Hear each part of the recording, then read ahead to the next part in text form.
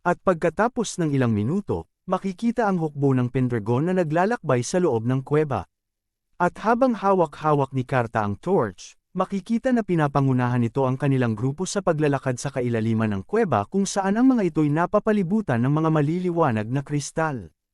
At habang sila ay naglalakbay, si Karta ay ginamit ang kanyang ilong at ang kanyang tainga para damhin ang paligid, at nasambit nito na naririto ang kanilang hinahanap. Dahil sa ginawa ni Karta, napasabi si Killian kay Eren na kakaiba ang abilidad nito. At si Eren naman ay agad na sumang-ayon. At nasabi nito na ang pandaman ng orc ay nakakakita ng daloy ng kapaligiran at ang pinagmumula ng tubig. Kaya ang abilidad na ito ay nararapat sa ganitong mga sitwasyon. At pagkatapos, nagpatuloy sila sa paglalakad sa loob. Subalit habang sila ay naglalakad, bigla na lang napahinto si Kratos. Kaya si Eren ay napatanong kung ano ang nangyayari sa kanya. At sinagot ito ni Kratos, na mayroon siyang nararamdaman, at may nakita itong bagay na lumulutang sa ere. At dahil sa kanyang nakita, si Kratos ay namangha at napangiti. Si Eren din at si Killian ay hindi makapaniwala sa nakikita nilang nilalang sa itaas. Ang mga nilalang na ito ay mga spirits. Ang mga spirits ay mga maliliit at makukulay na mga nilalang na lumilipad. Ang katawan ng mga ito ay parang usok, subalit ang mga ito ay may mukha na parang tao na mayroong matutulis na tainga, at makikita na ang buhok ng mga ito ay mga kristal. Makikita ang mga nilalang na ito na masayang nakikipaglaro sa isa't isa sa himpapawid kung saan ikinamangha ng hukbo ang kanilang nasilayan. At pagkatapos nito, sila ay nagpatuloy. Pagkatapos din ng ilang minuto, ang hukbo ay napahinto dahil naabot nila ang isang mataas na talon. Dahil dito, tinawag ni Kratos ang pansin ng hukbo at sinabi nito na tingnan ang talon dahil mayroong mga water spirits sa paligid nito. Dahil sa sinabi ni Kratos, napatanong si Eren kung ang mga ito ba ay delikado. At sinagot ito ni Kratos habang nakatingin sa itaas, na ang mga ito ay hindi delikado. Gayunpaman, ang kuwebang ito ay walang masyadong lakas ng buhay at ito ay espesyal na lugar na hindi naaabot ng proteksyon ng dakilang Diyos ng lupa kaya ang mga ito ay hindi dapat naririto. Dahil sa sinabi ni Kratos, si Eren ay napaisip ng malalim.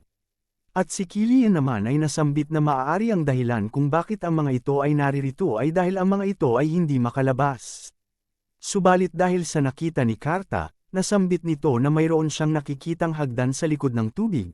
Kaya siguro ito ang daan palabas sa kuweba. At napatingin ang hukbo at napansin nila na mayroon din hangin na lumalabas doon. At habang nakatingin ang mga ito, si Eren naman ay may napansin sa gitna ng tubig na isang bagay.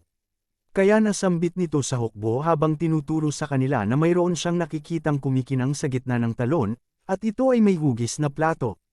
Dahil sa sinabi ni Eren, si Kratos ay napalagay ng kanyang kamay malapit sa kanyang mata para makita ito ng mabuti sa malayo, pero napatanong ito kay Eren kung nasaan ito dahil hindi niya ito makita. Nang bigla na lang gumalaw ang tubig sa harapan nila, at ito'y nagmorph sa isang malaking bagay. At dahil dito, ito ay labis na ikinagulat ng hukbo kung saan si Karta ay napamura dahil sa biglang paglabas ng anyong tubig na nilalang. Si Killian naman ay napanganga sa pagkakabigla ng pagsulpot nito. Gayunpaman, ang anyong tubig ay patuloy pa rin sa pagbabago kung saan makikita dito na mukha na itong isang hayop na mayroong mga mata at ngipin.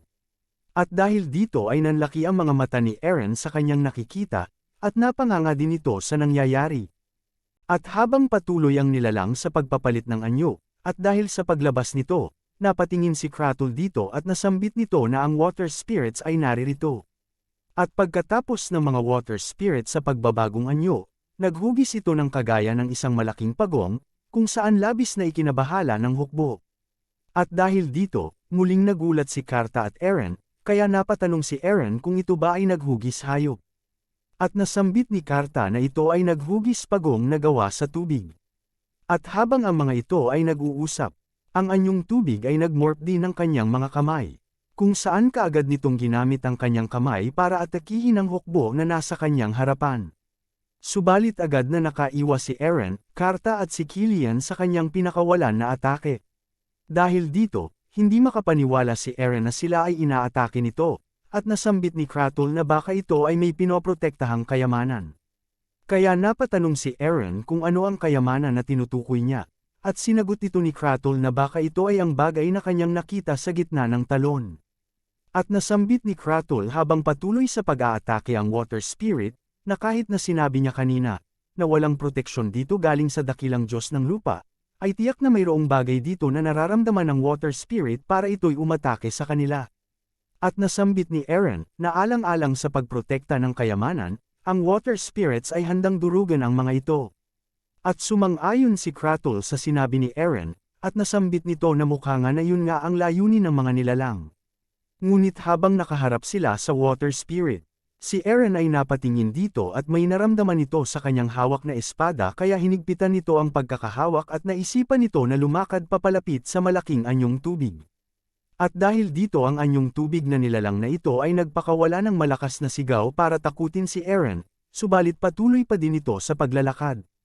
At dahil napansin ng kanyang hukbo ang paglapit ni Eren sa Water Spirit, ang mga ito ay nag-alala sa kanya, kung saan si Killian ay napasigaw na huwag itong magpatuloy, at napatanong kung ano ang ginagawa nito. Subalit hindi ito pinapansin ni Eren. At nang makalapit si Eren sa Water Spirit, iniangat niya ang kanyang espada at sinabihan nito ang nilalang na kumalma. Ngunit patuloy pa din sa pagsigaw ang nilalang dahil hindi umepekto ang ginawa nito. Kaya muling tinitigan ni Eren ang hugis pagong na tubig. At sumigaw ito ng malakas para sabihan itong muli na kumalma, nang bigla na lang ang hinahawakan niyang espada ay lumiwanag.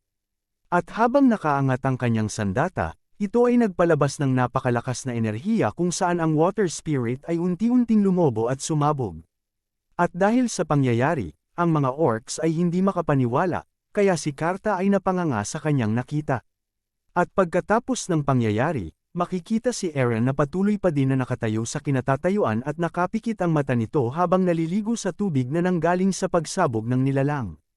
At unti-unti nitong binuksan ang kanyang mga mata, at sa harap nito ay makikita ang paghina ng daloy ng tubig galing sa talon kung saan may makikita na isang pulang bagay na nagbibigay liwanag gamit ng refleksyon nito.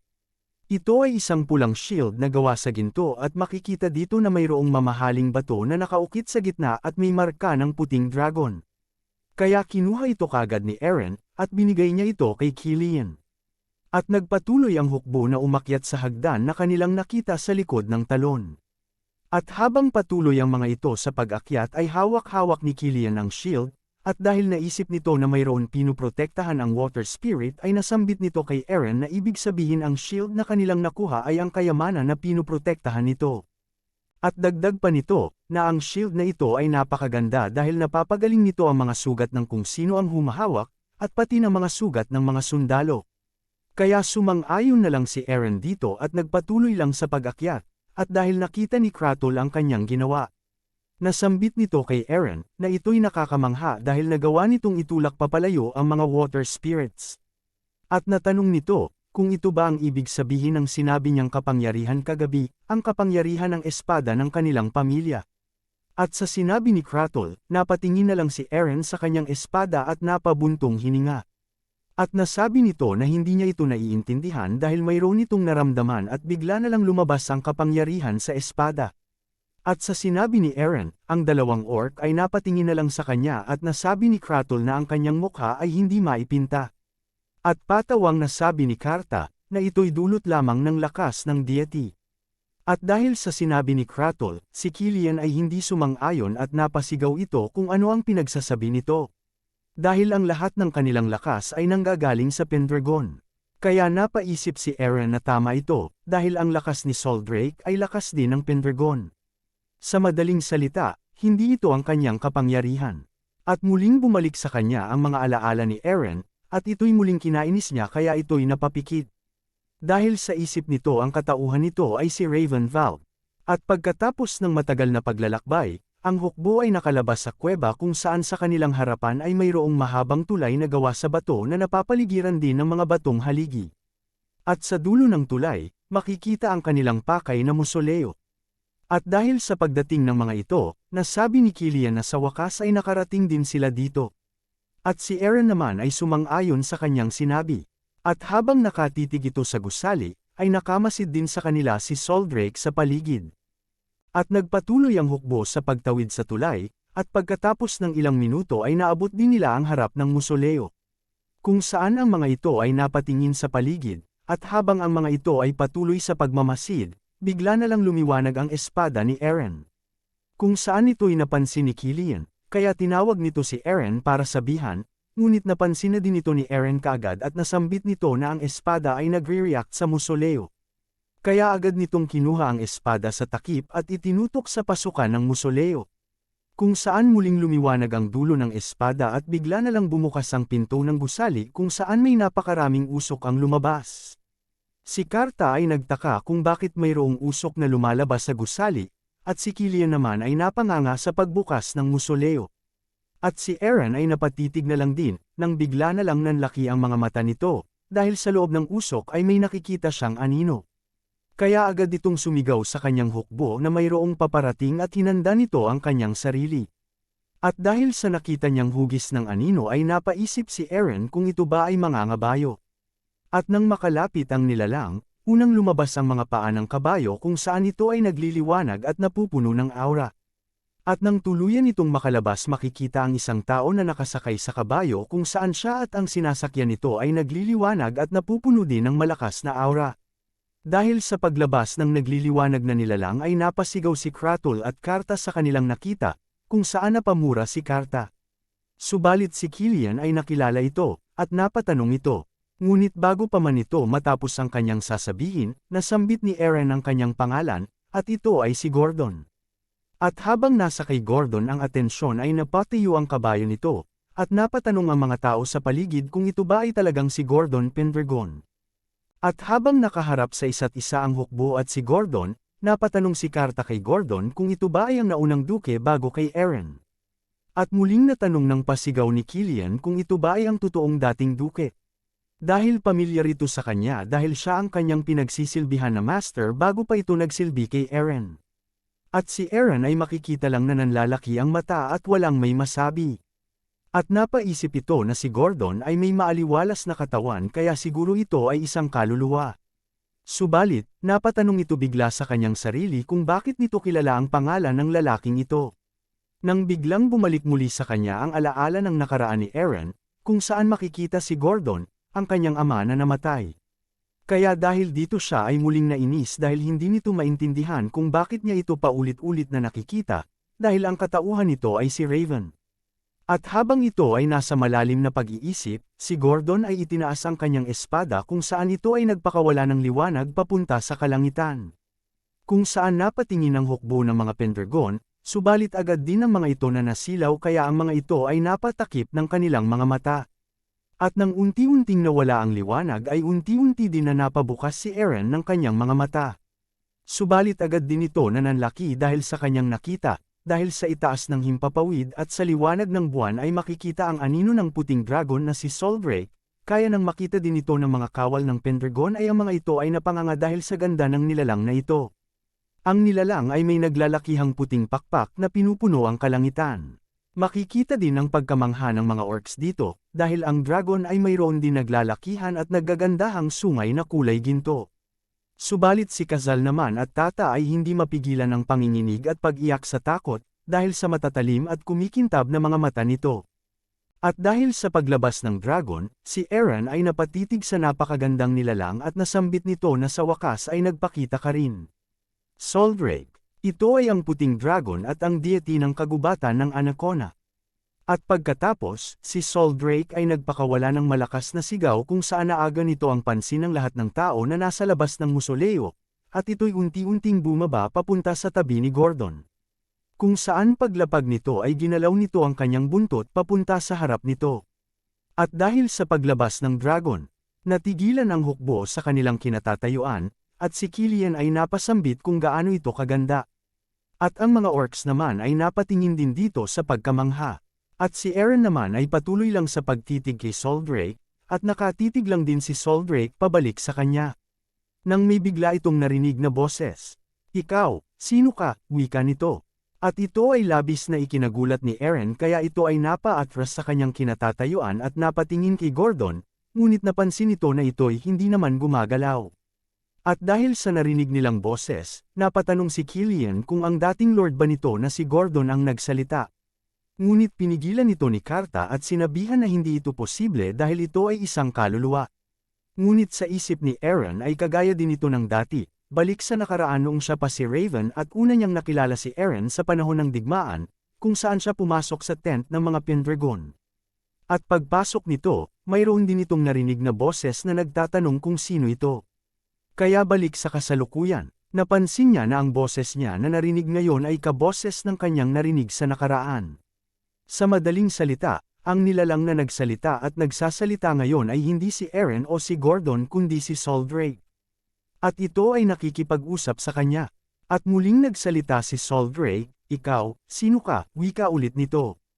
At dahil dito ay nagtaka si Karta at Killian, kaya ang mga ito ay napatingin kay Eren. At dahil sa tanong ni Sol Drake, ay napasigaw si Eren ng napakalakas. "Ako ay si Eren Pendragon." At dahil sa sagot nito, biglang nilapit ni Sol Drake ang kanyang ulo kay Eren. At dahil sa agad na paglapit ng dragon, ang hukbo ay labis na nabigla. Kung saan si Killian ay napahawak kay Eren at si Karta naman ay napaatras. At habang magkalapit ang ulo ni Eren at Sol Drake, nasambit ng dragon na hindi ito si Eren Pendragon at huwag nitong isipin na malilinlang nito ang kanyang mga mata. Kaya si Eren ay walang may masabi at napakagat na lang ng kanyang ngipin habang nakatitig sa puting dragon. At dahil dito, nasambit ng dragon na ito ay magtatanong muli, "Sino ka?" Wika ng dragon. At dahil dito, habang nakatitig si Eren kay Sol Drake, bigla-bigla na lang bumalik sa kanya ang kanyang mga alaala sa nakaraan noong siya ay si Raven pa. Kung saan muli nitong nakita ang mga pugat na ulo sa kanyang harapan habang ito ay nakagapos sa gitna ng kanilang lupain habang umuulan. At ang mga oras niya sa Demon Corp kung saan itinataya niya ang kanyang buhay para masugpo ang mga demonyo. At sa sandaling pinagtaksilan siya ng kanyang commander at nalaman niya na lahat ng nangyari sa kanyang buhay ay pinlano hanggang sa ito ay mamatay. At dahil sa mga alaala na biglang bumaha sa isipan ni Eren, ito ay sumira sa kanyang kaisipan kung saan ito ay napasigaw ng sobrang lakas at napaluhod. At dahil dito agad-agad na napatakbo si Killian at Karta papunta sa kanya. At habang ito'y patuloy na nakaluhod sa lupa, ramdam pa din ito na ang kanyang ulo ay parang sasabog. At dahil sa mga alaala nito, napatanong ito sa kanyang sarili kung sino nga ba talaga siya. At habang patuloy na nakatingin sa kanya si Sol Drake, ay patuloy pa din ang pagsigaw nito.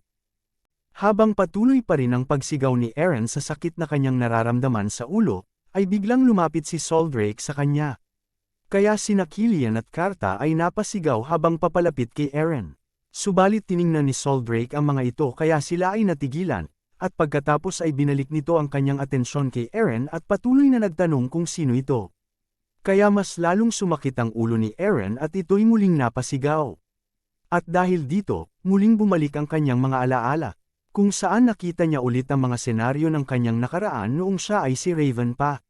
Makikita dito na ito'y nakaluhod sa gitna ng kanilang lupain at may makikitang tatlong pugot na ulo sa kanyang harapan kung saan ito ay hindi makapaniwala sa kanyang nakikita, at tumutulo ang mga luha nito kasabay ng pagbuhos ng ulan.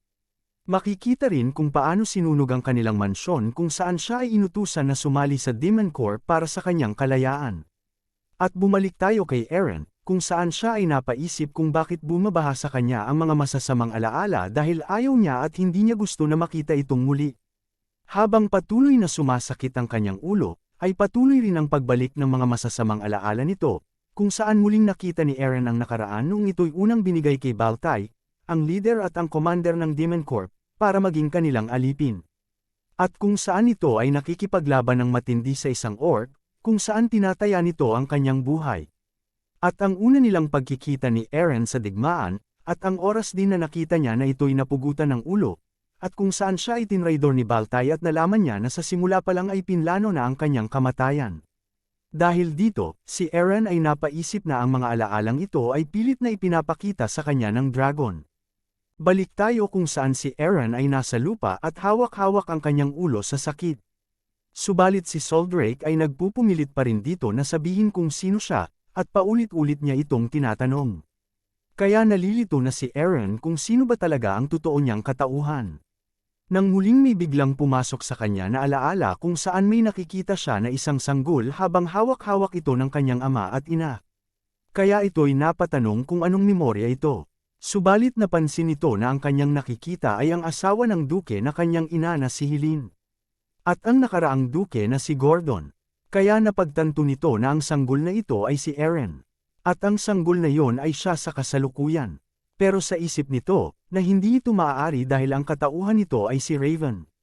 Subalit patuloy pa rin itong nakikita ang mga memorya ni Eren kung saan si Eren ay isa ng malaking bata at ito ay hinahabol ni Killian sa kanilang paglalaro.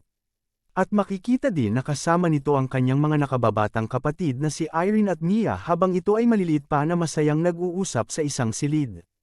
At ang alaala ulit nito sa silid ng kanilang ama habang hinihiling na ito ay huwag mamatay.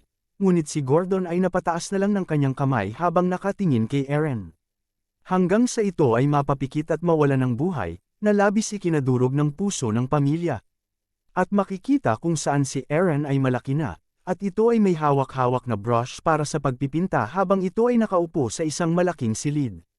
Ginugol nito ang kanyang buong oras sa pagpipinta sa halip na maging tagapagmuno ng pamilya ng Pendragon. At dahil sa mga alaalang kanyang nakita, napaisip ito na nakakasigurado siya ngayon na ang mga alaalang iyon ay galing sa totoong Eren. At dahil sa tindi pa din ng sakit ng ulo na nararamdaman nito, si Eren ay napasukan ng maraming dugo, kung saan ito ay tumalsik sa lupa. At dahil sa nakita ng kanyang hukbo, si Killian, Kratul, at Karta ay napasigaw dahil sa pag-aalala sa kanya. Ngunit ang mga ito ay hindi makalapit dahil si Soldrake ay nasa tabi nito. At makikita kung saan habang pinapalibutan ng kanyang hukbo at ng dragon ay si Eren ay napahiga sa lupa. Ngunit kahit pa ganoon ang kanyang sitwasyon, patuloy pa din itong tinatanong ni Soldrake kung sino ito. Kaya habang ito ay nakahiga sa lupa habang nanghihina at napupuno ang bibig ng dugo ay sinabihan ito ni Soldrake na sabihin ang kanyang pangalan kaya pinilit nitong magsalita, at nasabi nito ng pabulong na ito ay si Ravenval. Subalit habang muling nagdidilim ang paningin nito, nakita nito si Eren na nakatalikod, at muling bumalik ang kanyang mga alaala noong siya ay unang nabuhay muli sa katawan ni Eren, kung saan unti-unting bumukas ang kanyang mga mata at may napansin itong maid. At pagmulat nito ay nakita nito si Lindsay sa kanyang harapan, at ang pagpasok ng kanyang mga nakababatang kapatid na babae sa kanyang silid noong siya ay nagising. At ang paglapit at pagyakap ni Mia sa kanyang binti. At nakikita din ito ang pagyakap sa kanya ng kanyang ina na si Helene noong ito ay paalis sa kanilang ekspedisyon at ang pag-iyak nito habang siya ay yakap-yakap. At pumasok din sa alaala nito ang paghawak nito kay Lindsay, at ng unang pagkikita niya kay Tata at Kazal. At ang una din na paghaharap nila ni Karta kung saan sila ay nakipagduelo sa isa't isa. At pagdating ng hukbo ng Pendragon habang hawak-hawak ang kanilang bandila para sugpuin ang mga bandits na pinamumunuan ni Jeffrey. At ang paglabas ng mahika ni Kratul para ang mga ito ay maligtas sa kanilang laban sa pinalabas na mga kakaibang demonyo ng Lich. At ang kasalukuyang paglalakbay nila sa loob ng kuweba papunta sa Mausoleo. At sa kasalukuyan, habang ito ay nakahiga sa lupa na parang walang malay, pilit itong tinatawag ng kanyang hukbo. At dahil hindi ito sumasagot, si Killian ay napasigaw na kailangan nilang protektahan ang kanilang master, kahit pa na kailangan nilang ilagay ang kanilang buhay sa alanganin. Ngunit ang mga ito ay napupuno ng takot. Kaya makikita ang kanilang panginginig habang ang mga ito ay nakahawak sa kanilang mga sandata. At sa kabila naman, si Karta ay nagpupumilit na pumunta kay Eren para ito ay tulungan. At nasabi nito na wala na silang pagpipilian kundi ang sumugod dahil nasa panganib ang kanilang master. Subalit agad na hinawakan ni Kratul ang kamay nito para pigilan, at nasabi ni Kratul na siya ay maghintay. At natanong nito kung ito ba ay may planong kalabanin ng guardian deity ng kagubatan. Subalit habang ito ay pumipiglas, sinagot ito ni Karta na si Eren ay kanyang nakalaban sa isang duelo at ngayon ito ay ang kanyang pinagsisilbihan kaya kailangan niya itong sagipin. At dagdag pa nito, kung magpapatuloy ang ganitong bagay ay mamamatay si Eren. At balik kay Eren, matapos ng ilang segundo habang ito'y patuloy na nakahiga sa lupa, ito ay nagkaroon ng malay at nagpalabas ng malalim na hininga. At ginalaw nito ang kanyang mga kamay para ito ay unti-unting makatayo. At dahil dito, nagulat si Soldrake dahil sa lakas ng loob nito. At habang papatayo si Eren, tinusok nito ang kanyang espada sa lupa, at sa harap ni Soldrake at habang ito ay nakaluhod, buong lakas itong sumigaw. Ako ay ang nararapat na tagapagmana ng pamilya ng Pendragon. Ako si Eren Pendragon, pasigaw na wika nito. At dahil dito, nanlaki ang mata ni Soldrake sa kanya, kung saan makikita sa mukha ni Eren ang panggigigil dahil sa lakas ng kanyang pagsigaw. At dahil sa nasambit ni Eren, makikita si Gordon na napatingin sa kanya at ito ay napangiti dahil sa kanyang mga sinabi at ito'y unti-unting nawala sa hangin. At dahil dito, si Eren na nakaluhod at hawak-hawak ang kanyang espada ay napatingin din kay Gordon at napaisip kung ito ba ay biglang naglaho, at napatitig ito kay Soldrake. At dahil sa mga kaganapan, si Soldrake ay tumingala sa kalangitan at napapikit ng kanyang mga mata na para bang kumukuha ng buwelo, nang biglang nagpalabas ito ng napakalakas na sigaw. Kung saan ito'y ikinabigla ng hukbo at sa sobrang lakas nito, si Killian at ang ibang mga kawal ay tumilapon. At ang mga orcs naman ay napatakip ng kanilang mga tainga. At pagkatapos ng malakas na sigaw ni Soldrake, makikita na ang mga orcs ay hindi makagalaw sa kanilang kinatatayuan at si Killian naman ay natumbas sa lupa at nawalan ng malay saglit. At pagkatapos nito, ay muling tiningnan ni Soldrake at nilapit nito ang kanyang ulo kay Eren habang ito'y nakaluhod pa din sa lupa, at nasambit ni Soldrake. Bilang tagapagmana ng mga Pendragon, Ravenvault at Eren Pendragon, ang ating kasunduan ay kumpleto na. At dahil dito, nag-iba ang mukha ni Eren, kung saan ito ay napangiti sa kanyang narinig. At dahil sa pangyayaring ito, agad-agad na tumakbo ang kanyang hukbo papalapit sa kanya. Dahil napansin ng hukbo na hindi na delikado ang sitwasyon, naisipan ng mga ito na lumapit, kaya agad na tumakbo ang mga ito papunta kay Eren. At nang makalapit ang mga ito sa kanya, pinigilan niya ang mga ito at sinabihan na siya ay ayos lang kaya wag silang mag-alala. Ngunit hindi ang mga ito makapaniwala dahil sa kanilang nakikitang kalagayan ni Eren. Subalit, tiningnan ni Eren ang mga ito at sinabihan na ang kasunduan sa dragon ay nakumpleto na, at siya ay pinili ni Soldrake. At dahil dito ay natigilan at nagulat ang hukbo. At pagkatapos ng ilang segundo ay napagtanto nila ang kanyang sinabi kaya hindi maipinta sa kanilang mga mukha ang kasiyahan dahil sa kanilang narinig. At napasigaw ang mga ito na si Eren ay napili. At dahil sa kaganapang ito, si Killian ay napasigaw na ang hinaharap ng pamilya ng Pendragon ay magiging ligtas. At sa kabila naman, nasabi ni Kratul, na sa ngayon at sa mga susunod pa na panahon ay makakasama niya na ang Guardian Deity, at ito ay napakalaking tagumpay. At nasabi ni Karta, na nararapat lang ito kay Eren dahil siya lang ang makakatalo sa kanila. At dahil may napansin si Soldrake, siya ay muling tumingala sa kalangitan, at dahil ito din ay napansin ni Eren, napatanong ito kay Soldrake kung ano ang nangyayari. At may narinig itong boses na nagsasabing mayroong bisita na dumating. At sa sinabi ni Soldrake, napatanong ito kung anong bisita ang tinutukoy niya, at ito ay napatingin at napalingon sa himpapawid, at may nakita itong mga anino sa maliwanag na buwan. Ang mga aninong ito ay may mga pakpak at lumilipad papunta sa kanila kaya napaisip si Eren kung ang mga ito ba ay mga ibon. At nang makalapit ang mga ito ay natigilan si Eren at nanlaki ang kanyang mga mata dahil hindi ito makapaniwala sa mga nilalang na kanyang nakikita na papalapit. Sa kabila naman, ang hukbo ay napansin din ng mga paparating na nilalang kaya nanlaki din ang kanilang mga mata, at si Killian ay napanganga at si Kratul naman ay napakagat ng kanyang ngipin. Si Karta naman ay napasigaw dahil hindi siya makapaniwala sa mga dumating. Dahil ang mga dumating ay 6 na mga naglalakihang dragon na mayroong iba't ibang kulay. Mayroong kulay berde, kulay kayumanggi, kulay lila, kulay pula, kulay asul at kulay itim na mga dragon. At pagkatapos makalapit ng mga dragon ay pinalibutan nila si Soldrake at si Eren sa ere habang ang mga ito ay nakatayo sa lupa. At dahil sa nakikita ni Eren, hindi ito makapaniwala dahil mayroong 6 na dragon na dumating. Pagkatapos ng mga dragon na umikot sa ere ay lumapag sila sa lupa kung saan pinalibutan nila si Soldrake at ang buong hukbo.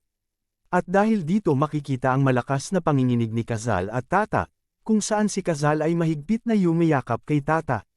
At si Eren naman ay patuloy pa rin na nanlalaki ang mga mata at hindi makapaniwala sa kanyang nakikita. Nang biglang may narinig itong boses sa paligid. Ito ba ang bagong tao na nakabuo ng kasunduan sa Reyna? At dahil dito, ay agad-agad na napalingon si Eren at napatingin si Soldrake sa pinanggalingan ng boses, at ang boses ay nanggagaling sa malaking kulay itim na dragon. At sa sinabi nito, napasagot si Soldrake, na tama ka Amilhart, at dagdag pa nito na hindi niya ito tinawag kaya bakit ito naririto. At ang kanyang kasunduan kasama ang Pendragon ay walang kinalaman sa kanila. At sa sinabi ni Sol Drake, napasagot ang Berdeng Dragon, na hindi sa ngayon. At napatingin si Sol Drake dito, at nasambit nito ang kanyang pangalan. Ito ay si Eregurion. At ulit na nasambit ni Eregurion, na dumating sila dahil yon ang kanilang dapat na gawin. At natanong nito, kung di ba nito alam kung bakit. Subalit tinanong ito ng pagalit ni Sol Drake, kung may karapatan ba itong tanungin siya. At dahil sa kanyang tanong, ang Berdeng Dragon ay bahagyang natakot. At bigla na lang napasigaw si Amilheart, ang itim na dragon, at nasambit nito. Gayunpaman, Reyna, may nararamdaman akong iba sa lalaking ito bukod sa iyong aura. Ang mga aura na nararamdaman ko sa kanya ay pareho ng Demon God at Dragon God. Wika nito. At dahil sa sinabi ng itim na dragon, ay napatingin si Eren dito at napaisip kung ano ang pinagsasabi nito. Ngunit si Sol Drake ay nilabas ang kanyang mga pakpak, at muling nagpalabas ng malakas na sigaw sa mga dragon kung saan ang buong hukbo ay muling nagsitalsikan. At dahil dito, ay napatingin si Eren kay Sol Drake habang ang mga kawal ay nililipad, at ang mga dragon naman ay ikinabahala ang pangyayaring ito. At pagkatapos makikita si Eren na napalingon sa mga dragon at si Sol Drake naman ay tumayo at ito ay nagbigay ng senyales na lalaban habang tinititigan ang ibang mga dragon. At nasambit ni Sol Drake, mga hindi inaasahang bisita, umalis kayo sa aking teritoryo ngayon. Inuutusan ko kayo bilang Dragon King. Wika nito. At dahil sa kanyang narinig, si Eren ay kaagad na napalingon kay Sol Drake, at tinitigan niya ito ng mabuti. At napaisip ito kung ano ang sinabi nitong Dragon King. At sa sinabi din ni Sol Drake, ang mga dragon ay nagtinginan sa isa't isa at kaagad din ang mga ito na binuksan ang kanilang mga pakpak. Subalit patuloy pa din na nagtitinginan si Sol Drake at Amilheart. At nasambit ng itim na dragon. Nasa ngayon sila ay aatras, subalit, kapag isang araw, bumalik ang lalaking ito sa aming lupain, lahat ay magiging malinaw. Wika ng itim na dragon habang ito ay nakatitig kay Eren. At pagkatapos ay agad din itong binuksan ang kanyang mga pakpak, at ang mga ito ay lumipad pabalik sa kanilang pinanggalingan, kung saan tinitigan ni Sol Drake ang kanilang mga anino sa kalangitan. At pagkatapos ng pangyayaring ito, makikita ang hukbo na tumatayo dahil sa kanilang pagkatumba sa sigaw ni Sol Drake. At makikita si Karta na nagtatanong kung ano ang nangyari. At nasambit ni Kazal na mukhang ang mga dragon ay nakikipag-usap sa isa't isa. At nasambit din ni Kratos na ang boses ng dragon ay hindi naririnig ng kung sino man maliban sa mga kinakausap nito. At dagdag pa nito na narinig nila ang boses nito sa pamamagitan ni Gordon bago pa man magawa ang kasunduan, pero ngayon ay wala na silang naririnig. At napansin ito ni Eren, at napaisip ito kung siya lang ba ang tanging nakarinig ng pag-uusap ng mga dragon, at kung ang boses ni Sol Drake ay talaga ba na tumigil pagkatapos ng kasunduan. At maliban pa dito ay napaisip ito, kung mayroon 6 na dragon, at kung ano ang Dragon God at ang Demon God. At nasabi nito sa sarili na marami pa siyang bagay na hindi nalalaman. Kaya tumingala at napatitig siya kay Sol Drake, at naisip nito na marahil, alam nito ang lahat dahil siya ay si Sol Drake, ang tinawag na Dragon King. At naisip nitong itanong kung bakit ito ay nabuhay muli bilang si Eren. Kaya habang nakatitig ito kay Sol Drake ay tinawag niya ito, at naagaw ang pansin ni Sol Drake at napatingin sa kanya. Kaya habang tumitingala, ay nasambit nito na mayroon itong gustong itanong sa kanya, at humiling ito na ibaba ang kanyang ulo dahil napapagod na ang leeg nito kakatingin sa itaas. At dahil sa sinabi ni Eren, si Sol Drake ay napasagot, na kung iyon ang kanyang gusto ay mayroong mas mabuting paraan. At pagkatapos niya itong masabi ay nagpalabas ito ng aura sa kanyang buong katawan, kung saan si Eren at Kratos ay nagulat. At habang ito ay napupuno ng aura, ang katawan nito ay unti-unti din na lumiwanag, kung saan ito ay ikinabahala ng hukbo. At dahil dito napasigaw si Killian kung ano ang nangyayari dahil unti-unting nawawala si Sol Drake. Ang lumiliwanag na si Sol Drake ay bigla na lang naghugis bola at nagpakawala ng matinding liwanag, kung saan nasilaw ang hukbo at napatakip ng mata si Eren. At nang unti-unti nitong binuksan ang kanyang mga mata ay nagulat ito, dahil sa kanilang harapan ay nawala si Sol Drake. Kaya si Eren ay nataranta at napasigaw ng pangalan nito. Nang may bigla itong narinig na boses. Saan ka nakatingin, wika nito? At sa narinig nitong boses, ay napatingin ito sa pinanggalingan ng tunog at nagulat ito sa kanyang nakita. May nakita itong paa ng babae na nakapalda na lumalabas sa kulay asul na apoy. At nang ito'y tuluyang makalabas sa apoy at makalapag sa lupa, ito ay napakagandang babae na may puting pakpak, makinis na kutis, mahaba at magandang puting buhok, at may suot na engrandeng kasuotan na binubuo ng kulay puti, asul at ginto. At dahil sa paglapag nito, si Aaron ay napa-atres ng bahagya. Kaya nasambit ng napakagandang babae, ako'y naririto. At dahil sa sinabi ng napakagandang babae, ay nagulat ang tatlo. Kung saan si Killian ay napanganga ng sobra, si Kratul naman ay napakagat ng ngipin, at si Aaron naman ay napataas ng kanyang kamay at natigilan. At ang tatlo ay sabay na napasigaw ng patanong ng pangalan nito. Makikita din sa babaeng ito ang tatlong malaking kristal na nakaukit sa noo nito, magandang hugis ng katawan at ang engrandeng kasuotan na suot nito at ang likod nito na mayroong mga pakpak na kulay puti at mga aksesoryang ginto. Ito ay si Soldrake na biglang nag-anyong tao. At pagkatapos nitong mag-iba ng anyo, nasambit nito kay Aaron na kanina mayroong nitong gustong sabihin sa kanya kaya ngayon ay ipagpatuloy nila ang kanilang pag-uusap. Subalit patuloy pa rin ang mga ito na natitigilan dahil sa bagong anyo na kanilang nakikita kay Soldrake. At dahil nakamit na nila ang kanilang pakay na mabuksan ng musoleo at makagawa ng kasunduan sa dragon, ay nagpasya silang bumalik sa kastilyo ng mga Pendragon para ipahayag ang kanilang tagumpay. At matapos ng ilang oras, makikita ang hukbo na nasa gitna ng kagubatan habang sakay ng kanilang kabayo at ang mga orcs naman ay naglalakad.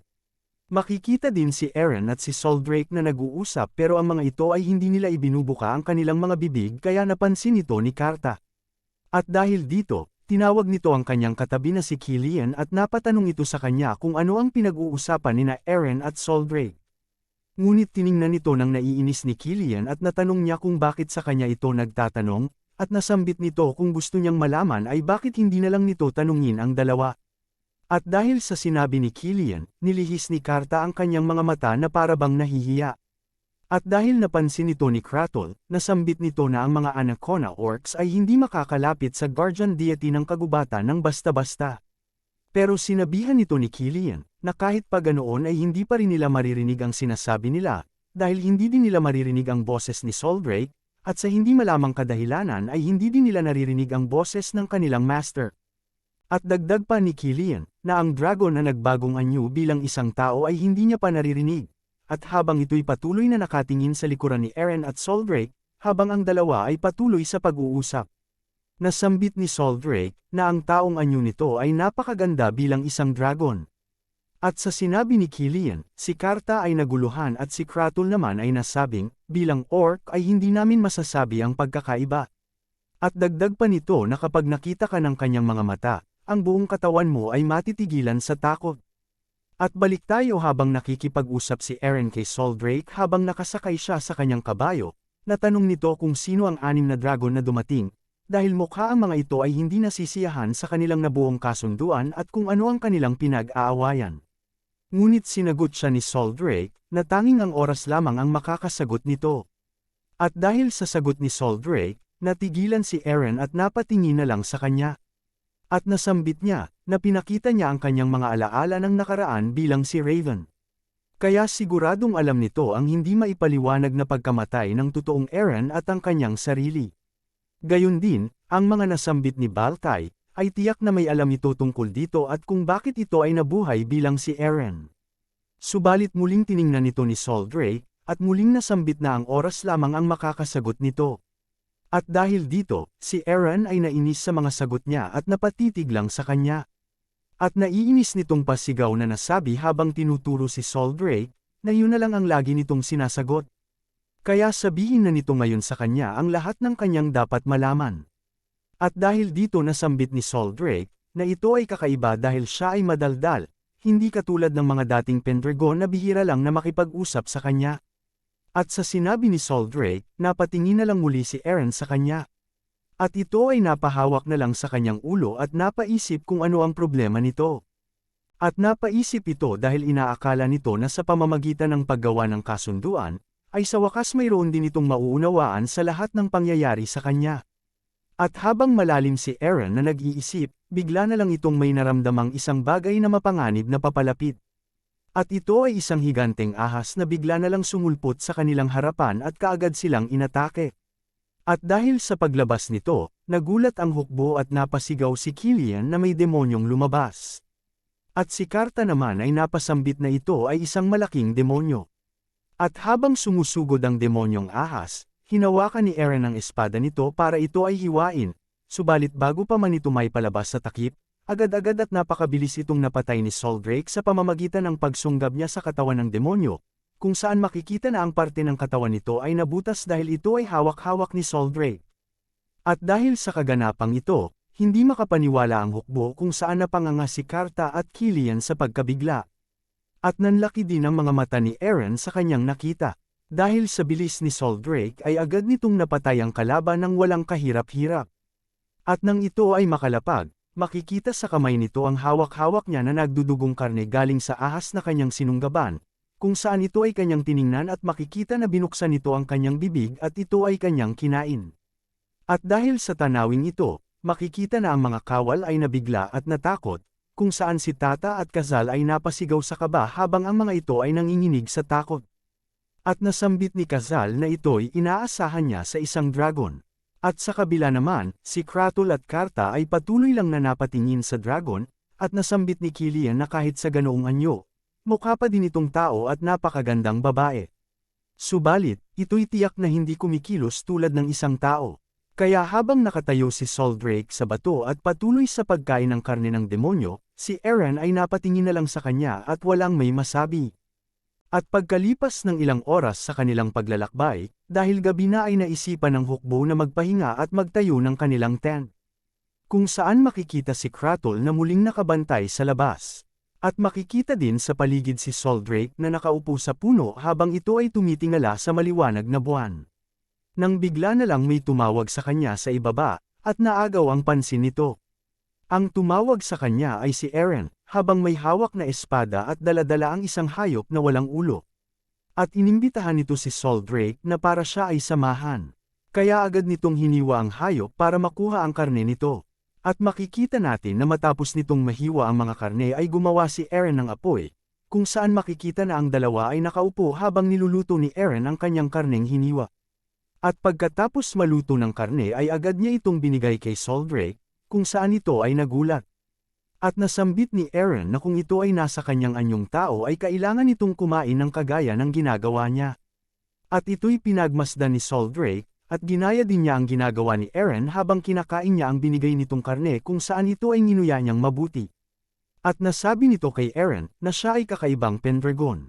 At sinagot ito ni Eren ng may malungkot na mukha, na siya ay isang Pendragon subalit ito din ay si Raven.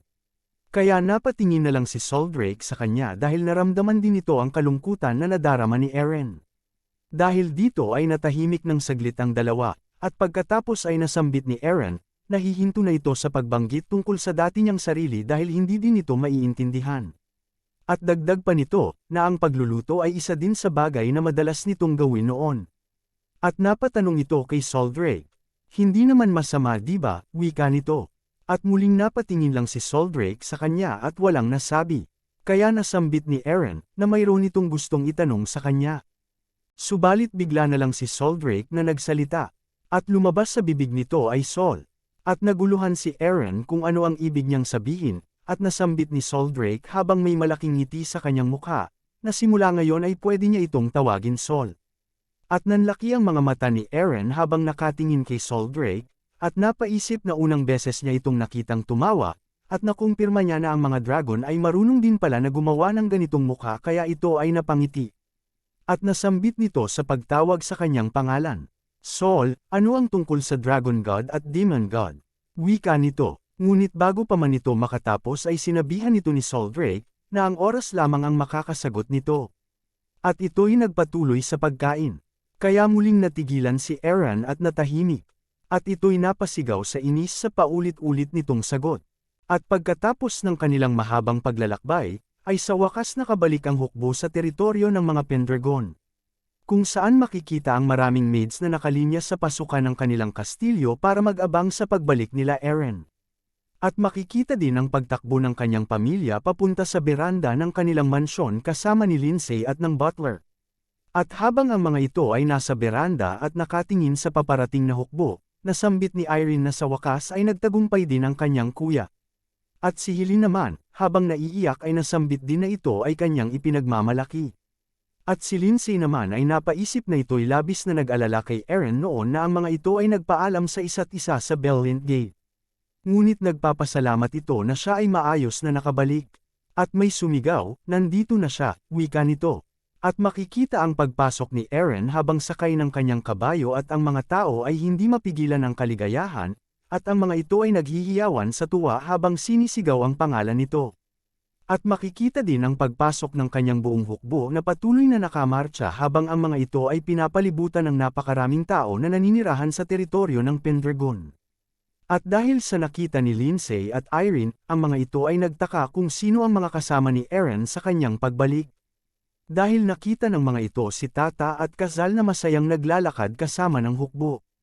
At mayroon din itong kasamang mga orcs na naglalakad kasabay nila, at sa tabi nito mayroong babaeng may pakpak na lumilipad.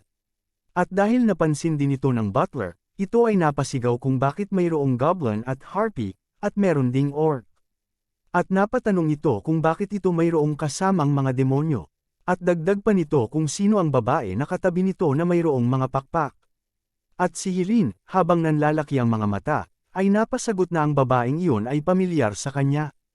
At balik tayo kay Aaron kung saan ito ay biglang tumigil sa kanilang pagmamarcha at hinawakan nito ang kanyang espada at unti-unti itong kinuha sa takip.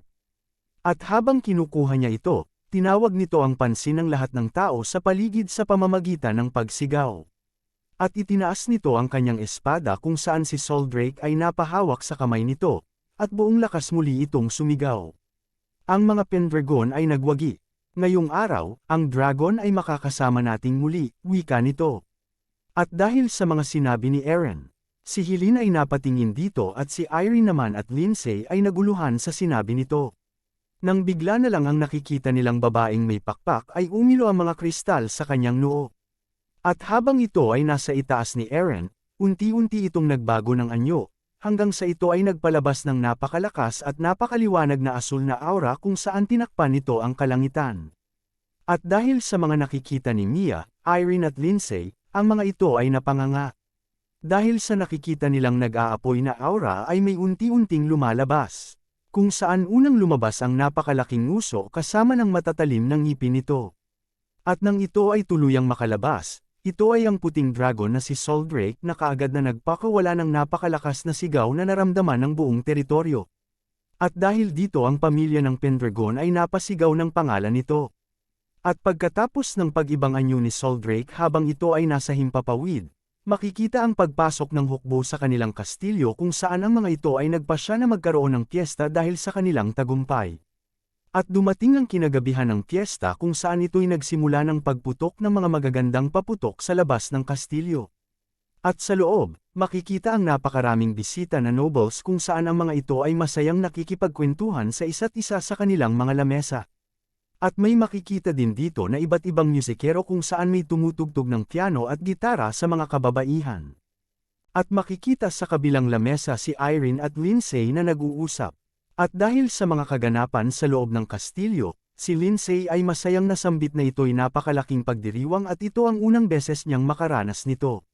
At sinagot ito ni Irene, na ito ay normal dahil ito ay para sa pagdiriwang ng kasunduan sa pagitan ng kanyang kuya at ng dragon. At dagdag pa nito na ang mga lords ng kalapit nilang teritoryo at ang mga maimpluwensyang merchants ay nagpunta para dumalo sa okasyon na ito. At ito ay ikinamangha ni Lindsay at napatanong ito kung nasaan ang kanyang master na si Aaron, kaya ito ay napalingon para ito ay hanapin. Subalit, si Aaron ay kasalukuyang nasa pasilyo ng kanilang mansyon, kung saan nilalapitan nito si Soldrake habang ito'y nakaupo sa gilid. At nang ito ay makalapit, tinawag nito si Soldrake at tinanong kung ayaw ba nitong pumunta sa handaan. At dahil sa sinabi nito, ito ay napansin ni Soldrake at siya ay napalingon. At nasambit nito na kahit pa ito ay si Aaron o Raven. Hindi pa ba ito nagsasawa na makipag-usap sa kanya? At sa sinabi ni Soldrake, si Aaron ay napaisip na wala itong may naiintindihan. At napatingin ito kay Soldrake na may mukhang naguguluhan. At dagdag pa ni Soldrake, bilang tagapagmana ng Pendragon, hindi ba dapat siya ay abala sa salo-salo? At sinagot ito ni Eren na ang pagbati sa mga bisita ay nakakapagod na gawain, at dagdag pa nito kay Soldrake na kahit ito ay dragon ay marami itong alam tungkol sa lipunan ng tao. At sinagot ito ni Soldrake na nakasama nito ang pamilya ng mga Pendragon ng mahabang panahon. Subalit hindi pa nito naririnig ang isang dragon na lumabas at sumama para sa isang salo-salo. At dahil dito ay napatanong si Eren kung bakit. Dahil ito ay may kakayahang magpalit ng anyo bilang isang tao. Kaya napalapit si Soldrake ng kanyang ulo habang tinititigan si Eren. At si Eren ay nagtaka kung ano ang kanyang ginagawa. At nasambit ni Soldrake, na gaya ng kanyang iniisip, siya nga ay naiiba sa dating mga Pendragon. At agad-agad itong tumalon at lumipad papalayo. Kung saan si Eren ay napasigaw para ito ay pigilan. Subalit wala na itong nagawa kundi ang tingnan ng anino nito habang unti-unti itong nawawala sa maliwanag na buwan. At habang ito ay patuloy na nakatingin sa himpapawid, may bigla itong napansin na papunta sa kanya. At ang mga papunta sa kanya ay napakaraming babae na hinahanap siya at nais itong makilala at nais nilang marinig ang mga nangyari kung paano ito nakagawa ng kasunduan sa dragon. At dahil dito ay nag-iba ang mukha ni Eren dahil sa kanyang labis na pagkabahala. At makikita naman si Lindsay na masayang nag-aasikaso ng bisita, kung saan ito ay nanghihingi ng paumanhin dahil sa kabagalan. Subalit sinagot lang ito ng matanda na ito ay may magandang katawan, at kung pwede niya ba itong maging mistress. Ngunit ito ay tinawanan lang ni Lindsay, at napalingon ito sa kanyang narinig na grupo ng mga nagtatawa ng babae. At nakita niya na si Eren ay pinapalibutan ng mga ito. At ang mga babaeng ito ay pilit na dumidikit kay Eren at walang tigil na pinupuri ang kanyang mga nagawa. At makikita din dito ang pagpapakilala nila sa kanya ng kanilang iba't ibang prominenteng pamilya. Nang may bigla din na umagaw sa kanyang atensyon at nagpakilala bilang isang babae na galing sa mayamang pamilya. At ito ay labis na ikinagalit ng isang babae kung saan ito ay sinabihan niya na hindi siya isang noble at ito ay anak lamang ng isang merchant. Subalit, napasagot ito habang pinapakita ang kanyang mga mamahaling alahas na ang kanilang pamilya ay bumubuhat sa ekonomiya ng imperyo. At dahil dito, nagsimula ito ng hindi pagkakasunduan sa dalawang babae. Kung saan ito ay naglikha din ng kaguluhan sa grupo at si Eren ay mas lalong nainis, kaya humanap ito ng paraan para makalabas sa ganitong sitwasyon. At nang makatakas ito ay napansin ito ni Lindsay. At habang naglalakad si Eren paalis sa mga babae, ay napaisip ito na ang bawat isa sa kanila ay gustong makipag-ugnayan sa pamilya ng Pendragon. Subalit, hindi dapat siya maabala dito. At habang ito ay may malalim na iniisip, ay may bigla itong narinig, at nang mapalingon ito sa pinanggagalingan ng tunog, nakita nito si Killian at Karta na masayang nag-iinuman kung saan si Killian ay sobrang lasing. At nasabi ni Karta na ito ay nakakainom pa lamang ng 10 at ito ay bagsak na kaagad. At napasagot si Killian na hindi niya ito dapat ikumpara sa mga orc. At nakikita din ito na si Kratul na pinapakitaan ang kanyang nakababatang kapatid na si Mia ng Mahika, kung saan pinapagalaw nito ang laruan habang hawak-hawak nito si Tata habang kasabay din itong naglalaro si Kazal. At dahil sa nakita ni Eren, ito ay natigil sa paglalakad. Kaya nang ito'y napansin ni Karta at ito ay dali-dali din niyang tinawag para uminom. At nasambit nito na ipakita niya ang kanyang lakas sa inuman. At napasagot si Killian habang lasing, na ang batang master ay abala sa okasyon kaya wag niya itong istorbohin. Subalit si Eren ay napangiti na lang at agad na umupo sa lamesa na kanilang inuupuan. At natanong nito kay Karta kung ayos lang ba na ito ay sumama sa kanila. At nasambit nito na hindi pwede na ito ay matalo din sa inuman. Kaya si Karta ay masayang napaturo kay Eren habang nakatingin kay Kratul.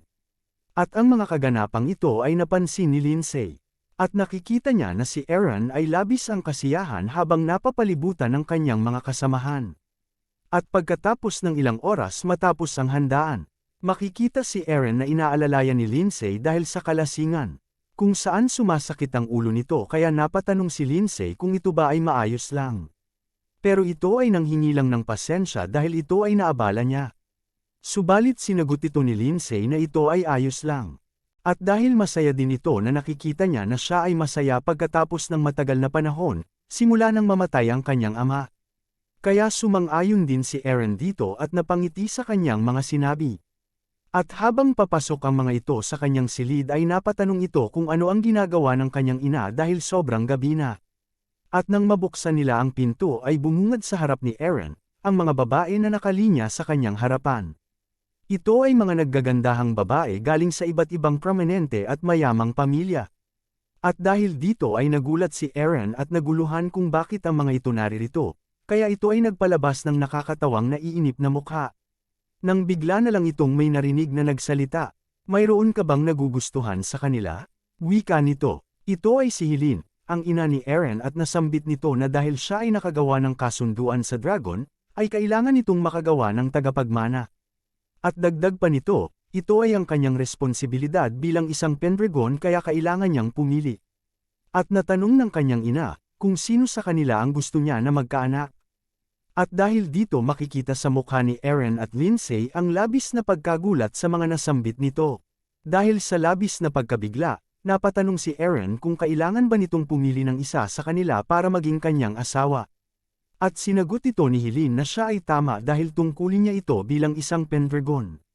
At dagdag pa ni Helene habang napapalibutan si Aaron ng mga kababaihan, na ito ay lumang tradisyon ng kanilang pamilya dahil matapos nilang makagawa ng kasunduan sa dragon, ang mga katabing teritoryo ay nagpapadala ng kanilang mga kababaihan para maging tagapagmana sa kanilang pamilya. At dapat si Luna sa pamilya ng Serad ang ikakasal sa kanya, subalit ang kasalan nila ay natigil. Kaya napaluha si Irene at nasambit nito kung bakit ni Luna nagawang kanselahin ang kasal sa nakakaawang paraan. At dahil sa mga sinabi nito, napatingin na lang si Aaron na may nakakatawa at nalilitong mukha at naisip nito kung mayroon bang ganoon na pangyayari. Nang bigla na lang nag-iba ang ekspresyon ni Irene, kung saan kanina ito ay naiiyak ngunit ngayon ito ay may labis na tuwa sa kanyang mukha.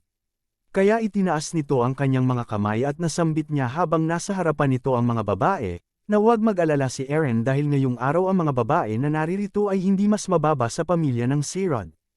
At napasambit ang babaeng may pulang buhok, na tama yon dahil siya ay galing sa pamilya ng nakapagmana ng dugo ng unang emperor, at ibig sabihin nito ay ang kanilang angkan ay galing sa royal family. Napasambit din ng isang babae na may kulay abo na buhok, na ang kanilang pamilya ay mayroong general ng Imperial Army na kayang magpagalaw ng mga sundalo sa kahit anong oras. Ang babaeng may dilaw na buhok naman ay napasambit na ang mga ito ay walang binatbat, dahil ang hinaharap ay hahawakan ng mga nakakaintindi sa ekonomiya at ang mundo ay umiikot lang sa pera. At dahil sa kanyang sinabi, ang ibang babae ay napasigaw na ang merchant gaya nito, ay hindi dapat nandito dahil hindi ito isang noble kagaya nila, at ito ay muling naglikha ng gulo. At dahil sa kaguluhang ito, napatingin na lang si Aaron sa kanila na may seryosong mukha. At pagkalipas ng ilang segundo, lumapit si Helene sa kanya at nasabi nito na siya ay makinig. Subalit bago pa man ito makatapos, tinanong ito ni Aaron, kung kailangan niya ba talaga na pumili sa taong nasa loob ng silid. At ito'y ikinabigla ni Helene, at dahil sa kanyang reaksyon, ito ay nakumpirma ni Aaron kaya ito ay sumang-ayon.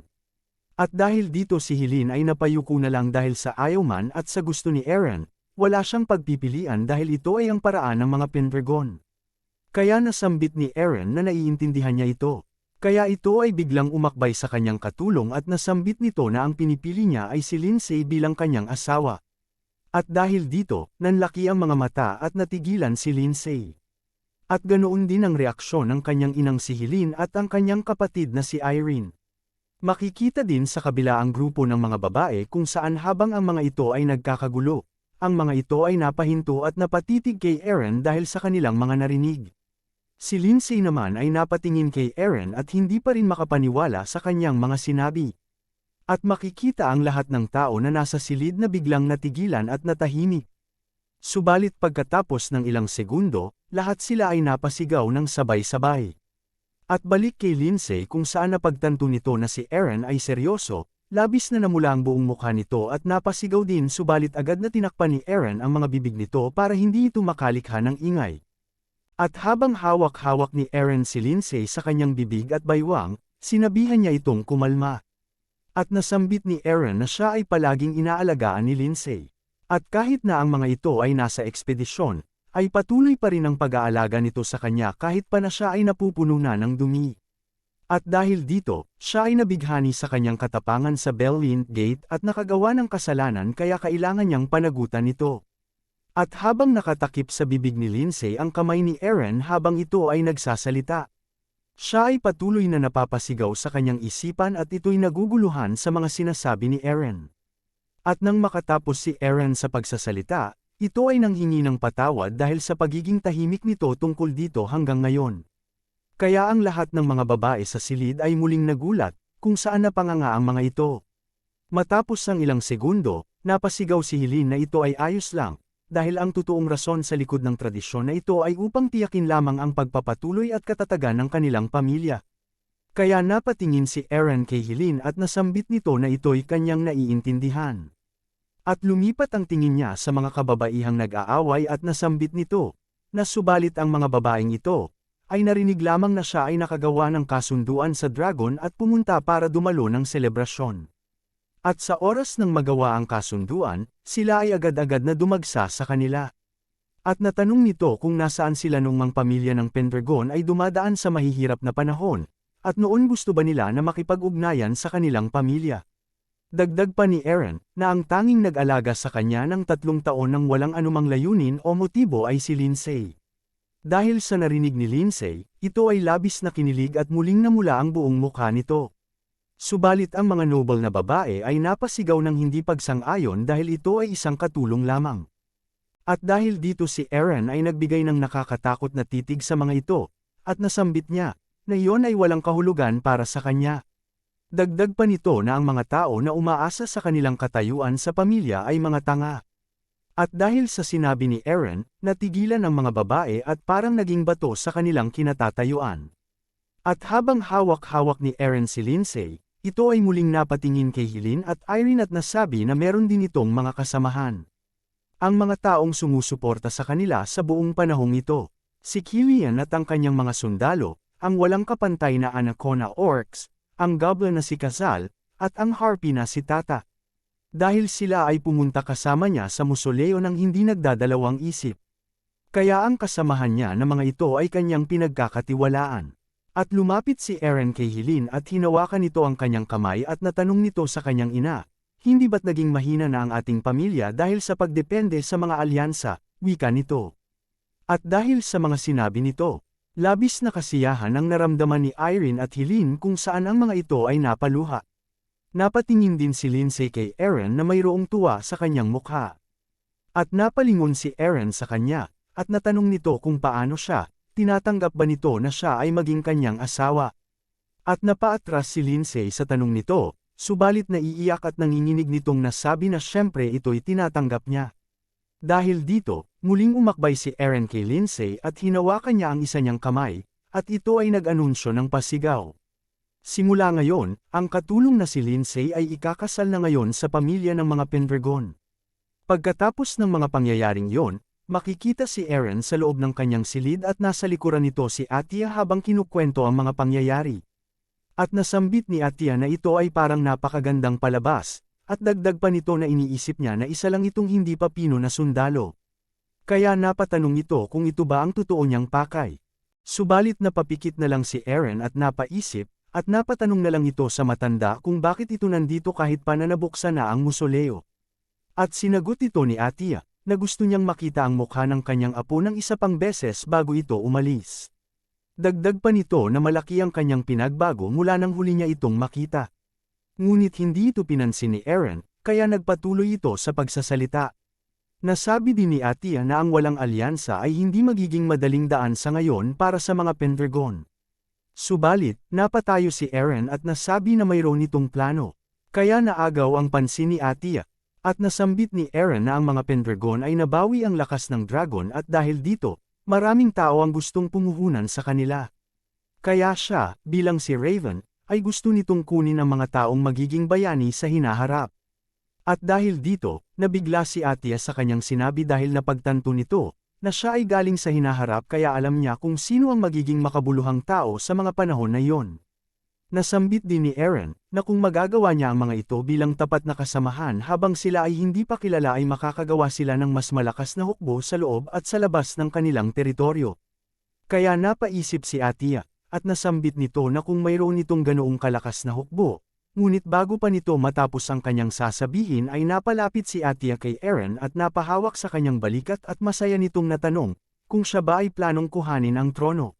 Subalit naiinis ni Eren na sinabi na huwag niya itong hawakan. Kaya pabiro itong sinagot ni Attia, kung pwede niya ba itong yakapin. Kaya napasigaw si Eren na ito'y huminto. At nasabi ni Attia na ito'y binibiro niya lang, at siya ay lumayo at humarap sa bintana at nasambit nito na ngayon ay wala na siyang pinagsisisihan. Walang may nasagot si Eren dito, pero pagkatapos ng ilang segundo ay nasambit nito na mayroong 6 na dragon na dumating habang siya ay gumagawa ng kasunduan kay Sol. At dahil sa sinabi ni Eren, si Attia ay labis na nagulat kung saan ito ay napalingon. At dagdag pa ni Eren na ang itim na dragon ay may binanggit tungkol sa Dragon God at Demon God. At sa pagkakaintindi niya sa kanilang pag-uusap, mayroong rason ang pagbuhay muli nito bilang si Eren. Naalala din nito na si Baltay ay may sinabi na ang lahat ay konektado. At dahil sa mga sinabi ni Eren, si Attia ay napasagot na ito ang unang beses niyang marinig ang tungkol sa Dragon at Demon Gods. Napatanong ito kay Eren kung si Sol Drake ba ay may sinabi tungkol dito. Subalit, sinagot siya ni Eren na ang tanging paulit-ulit na sinasagot nito ay ang oras lamang ang makakasagot nito. At nasabi ni Attia na silang dalawa ay magkasundo ng mabuti. Kaya napatanong si Eren kung ano ang ibig nitong sabihin. At sinagot ito ni Attia na tinawag niya itong Sol ngayon lang. At sinabi ni Eren na ito'y dahil pinakiusapan siya ni Sol Drake na ito'y tawagin siya ng ganoon. Dagdag pa ni Eren na siya lang at si Sol Drake ang tanging nakakausap niya sa mga ganitong bagay. Ngunit bago pa man ito matapos ang kanyang sinasabi, napansin niya na si Attia na unti-unting naglalaho, kaya nanlaki ang mga mata nito. At ito'y nabahala at nataranta. At makikita natin si Attia na naiiyak at sinabihan niya si Eren, na kailangan niya nang umalis habang patuloy itong nawawala. At dahil dito, si Eren ay napasigaw na huwag itong umalis. Pero patuloy pa rin ito na naglalaho. Kaya hinawakan ng malumanay ni Attia sa mukha si Eren at nasambit niya habang patuloy na dumadaloy ang kanyang mga luha sa kanyang mukha. Kahit pa ito'y layunin ni Raven o ni Eren. Talagang naniniwala ako na magtatagumpay ka, ang minamahal kong Pendragon. At nanlaki ang mga mata ni Eren dahil sa mga sinambit ni Attia. At dahil napagtanto nito na ito na ang magiging huling beses na makikita niya si Attia ay nasambit nito ang salitang lola. At kaagad niya itong niyakap ng napakahigpit, kung saan ito'y ikinagulat ni Attia, at ito'y napayakap din kay Eren at napangiti habang ito ay patuloy na umiiyak. At nasambit nito, magpatuloy ka mula ngayon, Eren Pendragon at Raven Val. At ito'y tuluyang nawala sa ere habang ito'y yakap-yakap ni Eren. At habang patuloy lang na nakatayo si Eren sa kanyang kinatatayuan, nasambit nito, makakasigurado ka na gagawin ko ito, Attia. At dumating ang araw ng Imperial Calendar taon 314, kung saan si Eren Pendragon at si Lindsay Conrad ay ikinasal. At makikita ang dalawa na suot ang kanilang kasuotan para sa kasal, kung saan ito ay nakaharap sa mga tao sa kanilang teritoryo. At pagkatapos nito, sa kinagabihan ay makikita si Eren na nakaupo sa kanyang kama malapit sa bintana. Kung saan may tumawag ng pansin nito. Pinili mo ang babaeng yon, contractor, wika nito. At napalingon nito sa bintana at nakita nito si Sol Drake na nakatayo dito, kaya nasambit ni Eren ang pangalan nito. At dahil gusto ni Sol Drake na tawagin itong Sol, kaya tatawagin na lang natin siya simula ngayon bilang Sol. At nasambit din ni Eren na alam ni Sol ang rason sa likod ng handaan. At napasagot si Sol, na siya ay tama at napatanong ito kung bakit nito pinili ang katulong na babae. At sinagot din ito ni Eren, na dahil napakaraming obligasyon kung ito ay kukuha ng kasal sa mga noble at ito ay mahihirapang gumalaw. At dagdag pa nito, na tungkol sa tagapagmana, ay wala itong pakialam kung kahit kanino niya itong gawin. At mas makabubuti sa kanya na ito'y matapos na kaagad. At dahil sa sinabi nito, napatanong si Sol kung hindi ba siya interesado sa babae. Kaya sinagot ito ni Eren, na si Lindsay ay nag-alaga kay Eren ng 3 taon habang ito'y nasa coma at sa bingit ng kamatayan kaya pinagkakatiwalaan niya ito. At natanong ni Eren kung saan ito galing dahil bigla na lang itong lumipad papaalis. At sinabi ni Sol na ito ay galing sa Rhea. At napatanong si Eren kung ano ito. At nasambit ni Sol na ang Rhea ay matatagpuan sa talampas sa likod ng kastilyo, at mayroong rebulto ng dragon na makikita dito. At dito ito naninirahan pagkatapos makagawa ng kasunduan sa mga Pendragon. Kaya natanong ni Eren kung hindi ba nakakasawa kung siya ay nandoon.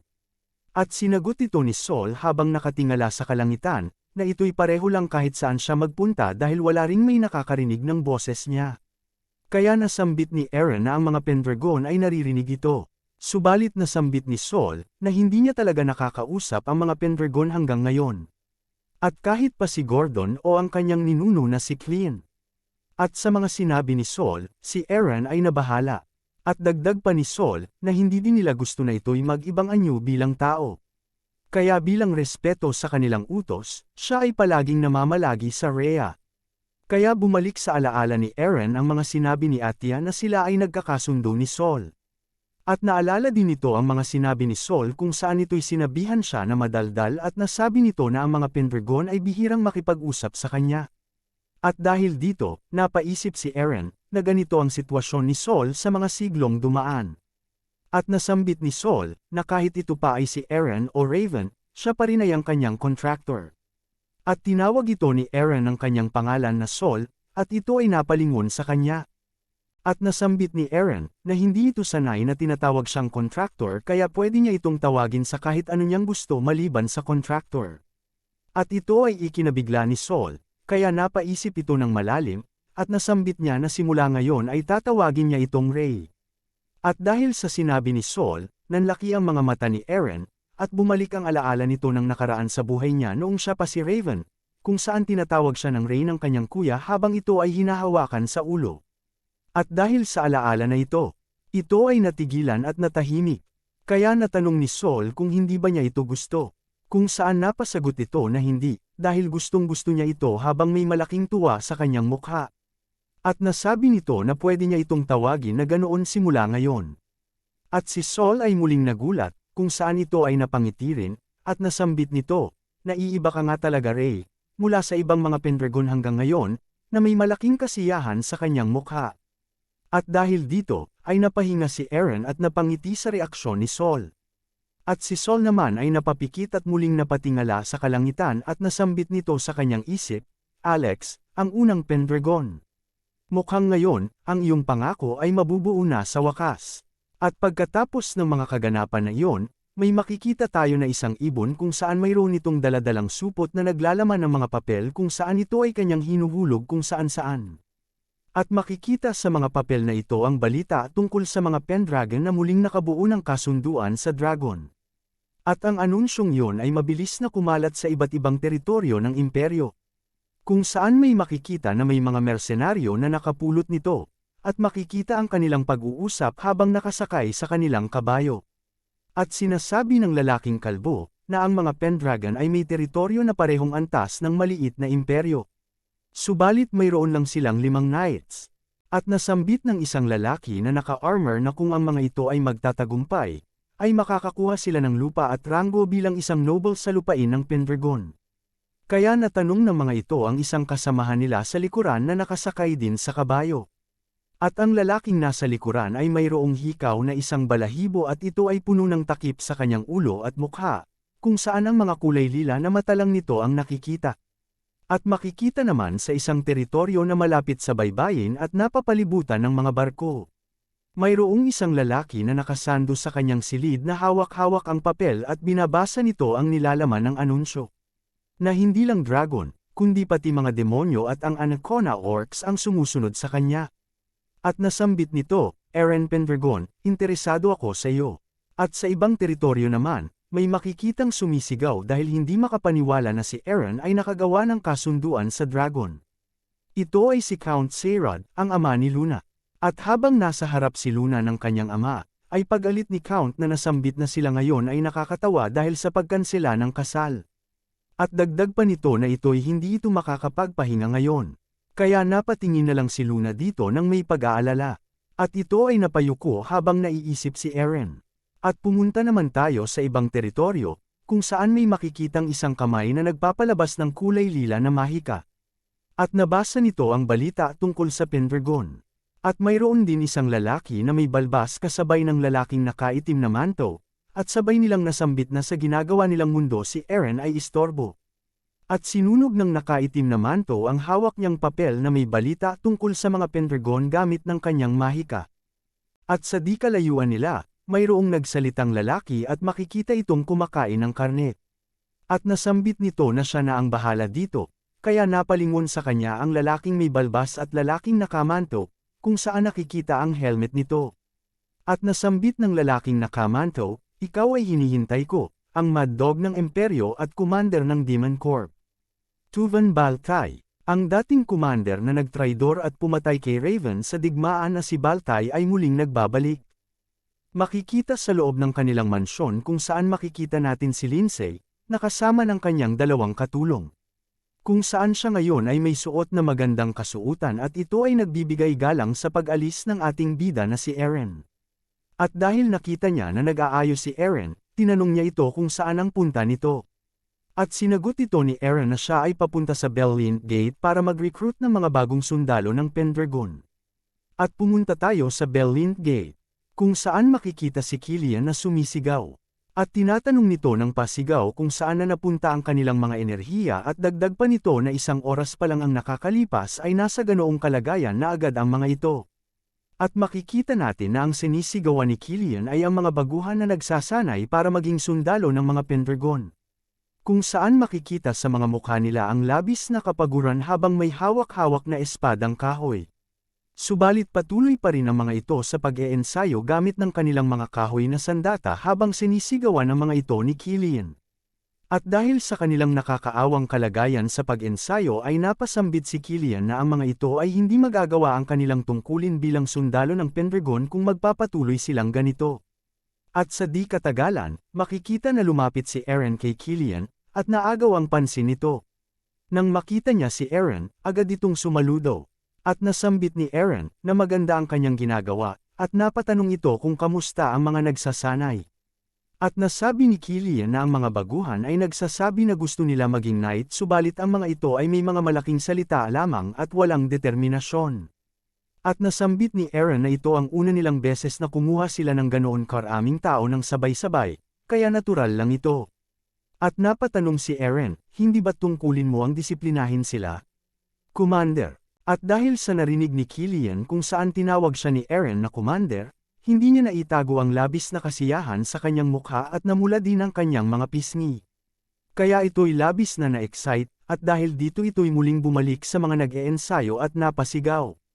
Narinig ninyo siya, marami ang inaasahan sa inyo ng Lord. At kung naiintindihan nyo ito, kahit na kayo ay gumapang ngayong araw ay kailangan nyong iukit ang mga aral sa inyong katawan. At kailangan ninyong ipakita sa ating Lord na pwede kayong maging sundalo ng Pendragon sa ilalim ng kanyang pamumuno. Subalit dahil sa labis na kapaguran sa kanilang pag-eensayo, walang may narinig ang mga baguhan kaya ang mga ito ay nagreklamo na lang dahil sa tindi ng kanilang mga ginagawa. At pumunta tayo balik kay Killian kung saan puno pa rin ito ng enerhiya dahil sa mga sinabi ni Eren, habang ito ay patuloy na nagleleksyon sa mga nag-eensayo. At dahil dito, si Eren ay napatingin ng nakangiti sa kanya at naisip nito na sa mga nakaraang araw, ganito ito palagi. Kung saan ang mga bagong recruit na sundalo ay nagkakagulo dahil gusto nilang makapasok sa matagal na nilang ninanais na hukbo. Nang muling biglang pumasok sa isipan ni Eren ang iba't ibang alaala nito, kung saan nakikita niya si Baltay at ang kanyang sinabi na lahat ay konektado, at ang sinabi din ng itim na dragon tungkol sa aura ng demon at dragon god, kaya ito ay biglang naging seryoso. At ito'y napaisip na hindi niya alam ang mga diskarte na gagamitin ng kanyang mga kalaban, kaya kailangan niyang palakasin ang kanyang hukbo para ihanda ang mga ito sa laban na magaganap. At makikita sa paligid kung saan si Karta ay tumutulong rin para mag-ensayo sa mga baguhang sundalo. Subalit ito ay pinaglalaroan niya lamang. At sa kabila naman makikita si Kratos sa puno, na abala sa pagbabasa ng mga libro tungkol sa mga mahika habang kondong nito si Mia na mahimbing na natutulog. At balik tayo kay Eren kung saan ito ay napalingon sa itaas ng gate, kung saan naroroon si Sol. At makikita natin na ito ay napapalibutan ng mga nilalang na may mga pakpak. Ang mga nilalang na ito ay mga griffins, at ang mga ito ay isang nilalang na may ulo ng agila at may katawan ng isang leon. Ito ay may mga malalaking pakpak at tuka na kagaya ng isang agila, at ang mga binti nito sa harap ay katulad din ng sa agila, habang ang likurang bahagi naman ng mga ito ay katulad ng isang leon. At habang patuloy si Eren sa pagmamasid, napaisip ito na si Sol ay umalis sa Rhea, at ngayon ito ay sumasama na ngayon sa kanya, kaya malamang ang mga Griffins na ito ay kanyang pamilya. At napansin ni Eren na si Sol ay mas lalong masaya ngayon. At habang si Sol ay nakatingala sa mga Griffins, mayroon itong napansin na papalapit, kaya agad itong tumayo at tinawag niya si Eren gamit ng kanyang isip. Kaya napatanong si Eren kung ano ang problema. At nasambit ni Sol na mayroong mga knights na paparating. At makikita ang tatlong lalaki na nakasakay sa kanilang mga kabayo habang papunta sa gate. At pagkatapos ng ilang minuto, ay makikita natin na ang tatlong lalaki ay nakapasok na sa gate, at ang mga ito ay hinarap ni Killian. Kung saan naroroon ang kalbo, ang lalaking naka-armor, at ang lalaking nakamanto at puno ng takip sa kanyang ulo at katawan. At dahil napansin ito ng dalawang baguhan, ang isa sa kanila ay napatanong kung sino ang mga ito. At sinagot ng isa na ang mga ito ay knights na malaya. Kaya napatanong ang isa kung ano ang ibig sabihin nito. At sinagot siyang muli na ang mga ito ay mga veteranong knights na walang master. Subalit mayroon silang maraming karanasan sa pakikipagdigmaan at sila ay naglalakbay sa buong mundo habang umaasa lamang sa kanilang mga sandata at kasanayan. At namangha ang isang sundalo sa kanyang narinig. At dagdag pa ng isang sundalo na nakakasigurado ito, na narinig ng mga knights ang pagbuhay muli ng pamilya ng Pendragon kaya ang mga ito ay dumating para maglingkod. At sa kabila, makikita si Killian na nagpapakilala. At nasambit nito na siya ay ang commander ng Order of the White Dragon ng pamilya ng Pendragon na si Mark Killian. At natanong niya kung saan ang mga ito nanggaling. At sinagot ito ng lalaking naka-armor, na sila ay mga malayang knights galing sa Evandel. At siya ay si Reed Pollock, at ito ay naririto dahil siya ay naghahanap ng tunay na hukbo at pinuno na pagsisilbihan. Ang kalbo naman ay nagsalita, at nagpakilala ito bilang si Barrio Luten at ito din ay naririto dahil ang hinahanap nito ay isang lugar kung saan maipapakita niya ang kanyang tunay na lakas, sa isang duelo man o sa totoong laban. Dahil sa pagpapakilala ng dalawa, tawagin na lang natin ang naka-armor na si Reed at ang kalbo naman bilang si Barrio. At pagkatapos magpakilala ng dalawa, ay napatanong si Killian sa lalaking nakamanto kung ano ang pangalan nito. Ngunit nasambit nito na hindi niya sasabihin sa kanya ang kanyang pangalan. At dahil dito, nabigla si Killian at nainis. Subalit agad na nagsalita si Barrio na wag niya itong intindihin dahil ganyan ito palagi, at kahit sila ay hindi nila alam ang pangalan nito. At nasambit din ni Reed na kamakailan lang nila ito nakilala at ito ay kasabay lang nila sa paglalakbay dahil mukha itong papunta sa parehong lugar. At sinagot ito ni Killian na naiintindihan niya ito. At napatanong siya kung ang mga ito ba ay naririto dahil gusto nila maging opisyal sa hukbo ng Pendragon. At napasagot si Barrio na siya ay tama dahil ang Pendragon ngayon ay walang mga tamang pinunong knights. At dagdag pa ni Reed, na gamit ang kanilang karanasan ay mapapalakas nila ang kanilang hukbo. At sila naman ay makakakuha ng yaman at kasikatan. At nasambit ni Barrio, na ang maliit nilang hukbo ay nasa alanganin, kaya sila ang magliligtas ng araw. At dagdag ulit ni Reed, na hindi na nila kailangan magpakahirap pa para magsanay ng mga bagong sundalo dahil nandito na sila. At ang dalawa ay natawa ng napakalakas. Subalit si Killian ay nagalit sa labis na pagkainis sa kanyang mga narinig na kawalang galang. Nang bigla na lang may nagsalita sa likod nito. Okay lang yan, di ba? Patanong na wika nito. Kung saan ang mga ito ay napalingon. At nakita nila si Eren. At dagdag pa ni Eren na ang mga malayang knight na umaasa lamang sa kanilang mga kakayahan ay ayos lang at kung ang mga ito ay may sapat na lakas, hindi mahalaga ang kanilang ugali. At dahil sa mga sinabi ni Eren, napasambit na lang si Killian ng Lord habang nakatingin kay Eren.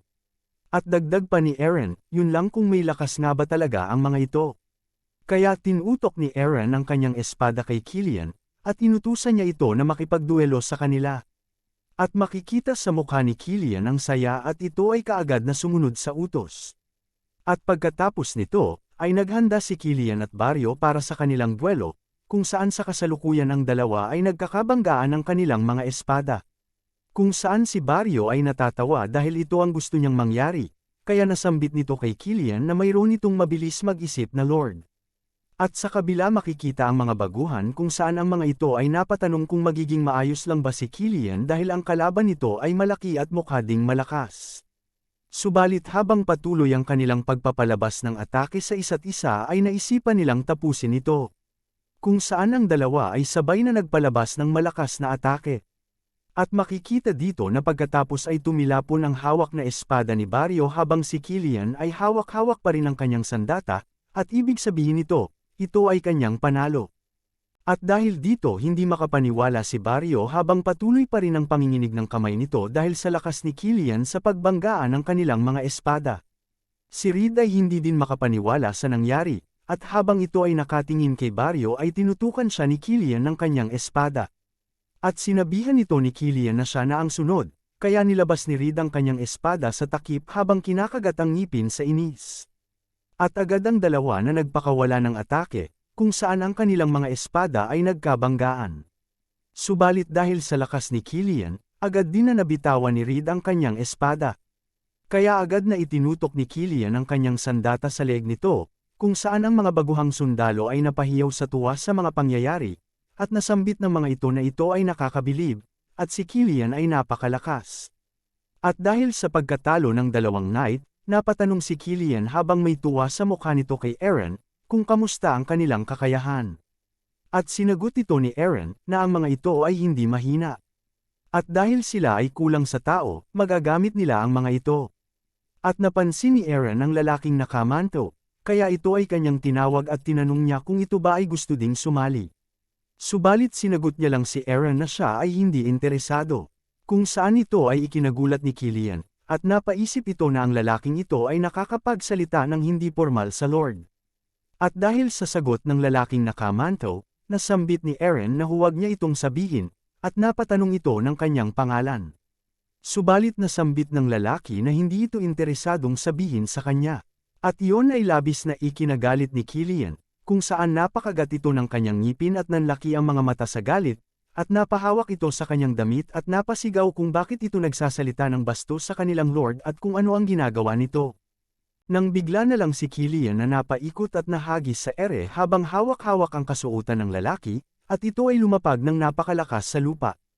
Nalabis ikinabigla ng mga baguhang sundalo kung saan sila ay natigilan. At dahil sa bilis ng kaganapan, hindi alam ni Killian kung ano ang nangyari at ito ay naguluhan. At ang mga baguhan na nasa likod ni Eren ay hindi rin makapaniwala dito, at napatanong ang mga ito kung talaga bang natapon niya ang kanilang commander ng ganoon lang kadali. At sa isip ni Eren, gaya ng kanyang iniisip, ang lalaking ito ay malakas, habang gumagawa ng natutuwa at naiinis na mukha habang nakatitig sa lalaki. At nasambit nito sa kanyang sarili na ito'y gusto niyang makuha sa anumang paraan para maisali sa kanilang hukbo. At pumunta tayo pabalik kay Killian kung saan napagtanto nito ang nangyari sa kanya, at dahil dito ay napatingin siya sa lalaki at ito ay napasigaw sa galit. Subalit agad itong tinawag ni Eren at inutusan na huminto. At nilabas ni Eren ang kanyang espada sa takip, kung saan napatingin ang lalaki sa kanya, at nasambit niya na siya naman ngayon. At dahil dito makikita na biglang natahimik ng saglit ang buong paligid. At natanong ng lalaki kay Eren kung gusto niya bang kalabanin ito. Kung saan sinagot ito ni Eren ng pabiro, kung ito ba ay hindi komportable bilang ka-sparring partner ng isang maliit na prinsipe. Kaya ito ay napatingin kay Eren nang biglang itinutok ni Eren ang kanyang espada sa lalaki kung saan labis na naagaw ang atensyon nito. At natanong ni Eren, ang pagtutok ng patalim patungo sa ulo ng iyong kalaban, ay ang ginagawa ng mga knights ng Valvas para magsenyes ng isang duelo, di ba? At dahil dito ang lalaki ay napaisip at muling napatitig sa kanya, habang si Killian naman ay napasigaw sa labis na pagkagulat. Kaya napatanong ang baguhang sundalo sa tabi nito kung ano ang mga ito, at nakwento ni Killian na matagal na panahon ang nakalipas, sa timog, mayroon iba't ibang bansa na magkakatabi, at ito'y isang lugar kung saan hindi nagtatapos ang labanan at ito'y isang lupain ng karahasan. At ang hukbo ng lugar na iyon ay tinatawag na Valvas Cavalier. At dahil sila ay lumaki sa ganoong kapaligiran, sila ay mga makapangyarihang mandirigma na may lakas na gaya ng 1,000 knights. At ang mga ito ay hindi natatakot sa kamatayan.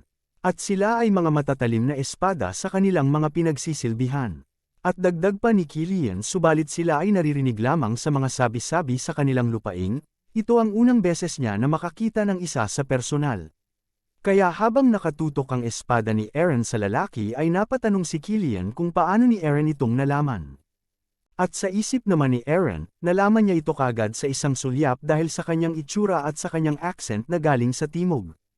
At ang kanyang mahaba at maikling espada na dala-dala. At dahil sa nakaraang buhay niya bilang si Raven, mayroon itong kinalaban noong sila ay pumunta sa timog kasama ng Demon Corp, at ito ay katulad ng kasalukuyang Valvas Knight. At napansin din ni Eren, na mayroon itong dalang mace at shield sa saddle ng kanyang kabayo, at mayroon din itong crossbow, kaya ito ay sanay sa pakikipaglaban sa kahit anong kalagayan. At nasabi ni Eren, na ang Valvas Cavalier ay hindi kailanman yumuyuko sa iba, maliban sa kanilang mga masters, at kahit na ang Emperor ay hindi magagawang pababain ang ulo ng mga Valvas, dahil ang mga ito ay tiyak na may tiwala sa kanilang lakas at kakayahan. At dagdag pa ni Eren, na ito'y dumating sa mga Pendragon upang maghanap ng master na gagamitin ng espada para sa kanya. At napatanong si Eren sa lalaki kung ito ba ay tama. At habang ito'y tumitingala, nasambit ng lalaki na siya ay mali. Dahil hindi na ito interesado magsilbi. At napunta lang ito dito dahil sinundan niya ang mga bituin. At dahil sa mga sinabi nito, ang kasamahan niya na si Baryo at Reed ay napaisip kung anong bituin ang pinagsasabi nito.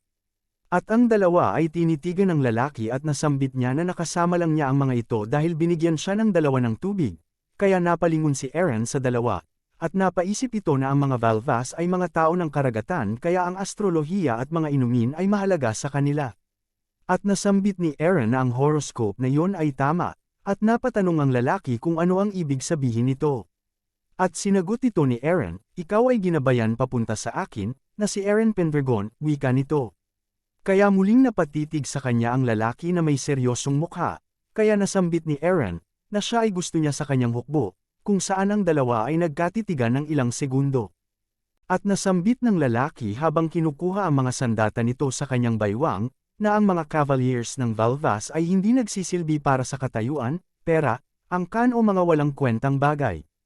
At nang may palabas ng lalaking ito ang kanyang mga sandata, makikita na may hawak ito sa kanyang mga kamay na dalawang espada kung saan ang isa ay mahaba at ang isa ay maikli. At nasambit ng lalaki kay Eren, kung gusto niya ito, ay kailangan niyang isugal ang kanyang buhay, at dagdag pa nito kay Eren. Kapag ikaw ay matalo, ikaw ay mamamatay, habang siya ay nakatitig kay Eren. At sinagot ni Eren na alam niya ito, at ito ay agad na naghanda, at dagdag pa nito ito ang ibig sabihin ng pakikipaglaban laban sa isang Cavalier. At dahil sa mga pangyayaring ito, ang mga tao sa paligid ay napahiyaw dahil sa pagsisimula ng kanilang duelo. At nasambit ni Reed na si Eren ay mayroong magandang tindig.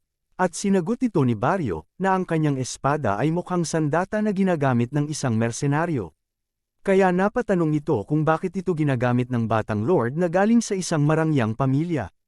At lumipat tayo pabalik sa dalawa, kung saan makikita si Eren na naunang sumugod sa lalaki, at ito ay kaagad na nagpakawala ng mabilis na atake. At dahil sa nakita ni Baryo, ito ay napanganga. Si Reed naman ay nanlaki ang mga mata, at si Killian naman ay napasigaw dahil sa bilis ni Eren. Subalit parang wala lang ito sa lalaki, at sa isip nito, na si Eren ay mabagal, kaya agad nitong hinarang ang espada ni Eren nang walang kahirap-hirap. At ito'y nilihis niya kung saan ang espada ni Eren ay napunta sa lupa at ito ay nawala sa balanse, kaya ito'y labis na ikinabahala ni Eren. At dahil dito ay nakagawa ito ng butas sa depensa ni Eren, kung saan ang lalaki ay kaagad na nagpakawala ng pasaksak na atake, subalit si Eren ay kaagad na umilag, at nanlaki ang mga mata ng lalaki dahil si Eren ay kaagad din na gumanti ng saksak, subalit ito ay mabilis din na nakailag sa pagtalon ng paa at ras. Subalit nanlaki din ulit ang mga mata ng lalaki dahil muntik na itong matamaan kung saan napunit ang kasuutan nito dahil sa atake ni Eren. Pero ito ay nakabawi din ng saksak kung saan nadaplisan si Eren sa kanyang mukha. At kaagad na nagpatuloy ang kanilang pakikipagbanggaan ng espada. At pagkatapos ng ilang segundo, ang mga ito ay napahinto. At dahil sa mga biglaang pangyayari, ang mga tao ay labis na nagulat. Kung saan makikita na napatanong si Reed kung ano ang mga nangyari ngayon lang. Dahil sa sobrang bilis ay wala itong may naintindihan. Kaya napatanong ang baguhang sundalo sa kanyang commander na si Killian. Subalit wala din may maisagot si Killian dahil wala din itong may makita sa sobrang bilis ng kanilang mga galaw. At balik tayo sa kay Eren at sa lalaki, nasambit ni Eren kung hindi ba gumana ang kanyang trump card, dahil karaniwan epektibo ito sa mga dual wielders. At nasabi nito sa lalaki na noong itinumba siya nito sa kanyang balanse gamit ang kanyang maliit na espada sa kaliwa. Sa sandaling yon, siya ay kaagad na nag-counter habang umiiwas. At kung hindi nakaiwas sa segundo na yun si Eren, lumipad na ang kanyang ulo. At dahil dito ang lalaki ay sinabihan ni Eren na ito'y talagang malakas. Habang hinahawakan ang kanyang sugat sa mukha. Subalit patuloy lang itong tinitigan ng lalaki at ito'y nagtanong kung sino nga ba talaga ito, at kung totoo ba na ito ay isang sutil na noble dahil kakaiba ang kakayahan nito. At sinagot ito ni Eren na siya ay kagaya niya. At naguluhan ang lalaki sa kanyang sinabi at napatanong kung ano ang ibig sabihin nito. At nasambit ni Eren na siya ay nakapatay na din ng maraming nilalang, mapademonyo man o tao, kaya muling napatitig ang lalaki sa kanya. At dagdag pa ni Eren na hindi niya ito ginawa ng walang pinipiling target, at ginawa niya lamang ito para siya ay mabuhay. Kaya napatanong ang lalaki kung totoo ba niya itong ginawa. At agad na napasagot si Eren na ito'y totoo at dagdag pa nito na siya ay nagbibigay ng kapareho niyang amoy. At dahil sa mga sinabi ni Eren, ang lalaki ay napangiti at itinaas at itinutok nito kay Eren ang kanyang dalawang espada. Kung saan si Baryo, Reed at Killian ay nanlaki ang mga mata at napatanong kung anong klaseng tindig ang ginagawa ng lalaki. At si Eren naman ay nasambit, na ngayon ito ay gumagamit na ng kanyang dalawang kamay. Kaya natanong nito, desidido ka na bang magseryoso? Ang walang pangalang Valvas na berserker,